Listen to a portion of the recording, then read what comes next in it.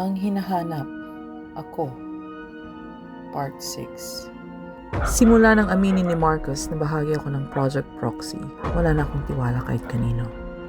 Kahit sarili kong mga galaw. Parang may mata sa likod ko. Ilang araw na akong palipat-lipat ng matutuluyan. Wala na akong phone. Wala na akong bank access. Parang binura na rin nila ako. Tapos dumating ang message. Di ko alam kung paano nila nahanap ang bagong number ko.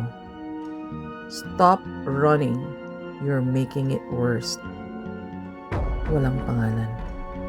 Walang mukha. Pero may location tag. Tamang-tama sa kinaroroonan ko. Doon ko na-realize, hindi lang ako target. Hinahanap na nila ako.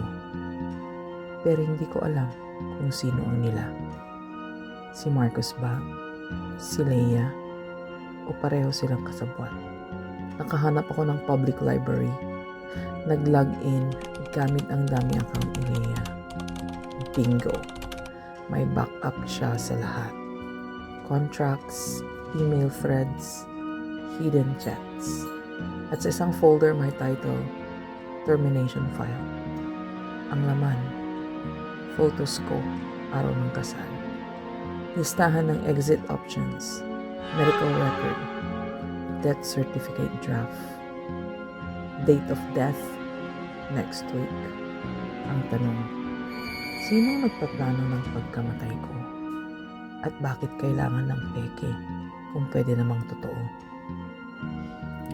Tinakbo ko palabas ng library.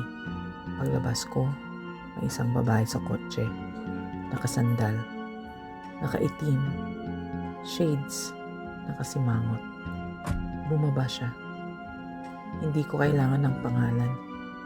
Si Leia, buo, buhay, at hawak ang folder na may mukha ko.